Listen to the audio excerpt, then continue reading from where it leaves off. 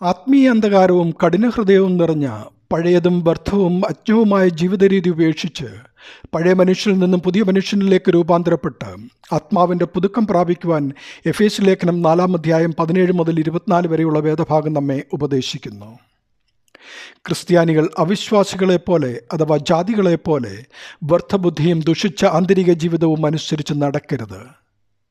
അവർ അന്ധബുദ്ധികളായി അജ്ഞാന നിമിത്തം ഹൃദയകാഠിന്യ നിമിത്തം ദൈവത്തിൻ്റെ ജീവനിൽ നിന്നും അകന്ന് മനം തഴമ്പിച്ച് പോയവരാകയാൽ അത്യാഗ്രഹത്തോടെ സകല അശുദ്ധിയും പ്രവർത്തിക്കുവാൻ ദുഷ്കാമത്തിന് തങ്ങളെ തന്നെ ഏൽപ്പിച്ചിരിക്കുന്നു. 17 വാക്യത്തിലെ അവരുടെ മനസ്സിൻ്റെ വ്യർത്ഥത എന്നത് അവരുടെ ന്യായവാദം ദൈവത്തിൽ നിന്നുള്ളതല്ല, അവർ സത്യദൈവത്തെക്കുറിച്ചുള്ള അജ്ഞതയും അവരുടെ ഹൃദയകാഠിന്യവും നിമിത്തം സത്യദൈവത്തെ സ്വീകരിക്കാൻ വിസമ്മതിക്കുന്നവരും ശാഠ്യമുള്ളവരും കരുണയില്ലാത്തവരുമായി ദൈവത്തിൽ നിന്നും അകന്ന് ജീവിക്കുന്നവരാണ്.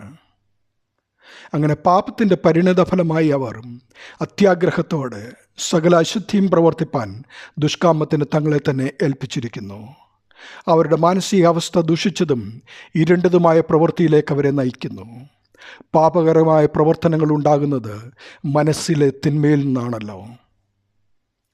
അവർ ദൈവത്തിൽ നിന്നകന്ന് തിന്മയിൽ ജീവിക്കുന്നത് ജന്മം കൊണ്ട് മാത്രമല്ല, ജീവിതത്തിലെ തിരഞ്ഞെടുപ്പുകൾ മൂലവുമാണ്. നന്മയും തിന്മയും മനുഷ്യൻ്റെ മുമ്പിലുണ്ട്. എന്നാൽ നമ്മുടെ ഭാവി തിരഞ്ഞെടുപ്പിനെ ആശ്രയിച്ചിരിക്കും. പ്രിയമുള്ളവരെ, പഴയതും നിരർത്ഥവുമായ പഴയ സ്വഭാവം ഉപേക്ഷിച്ച് ആത്മാവിൽ പുതുക്കം പ്രാപിച്ച് ക്രിസ്തുവിന് അനുരൂപമായി ജീവിക്കുവാൻ വചനഭാഗം നമ്മെ ഉപദേശിക്കുന്നു. ദൈവനാമം മഹത്വപ്പെടട്ടെ. ആമേൻ.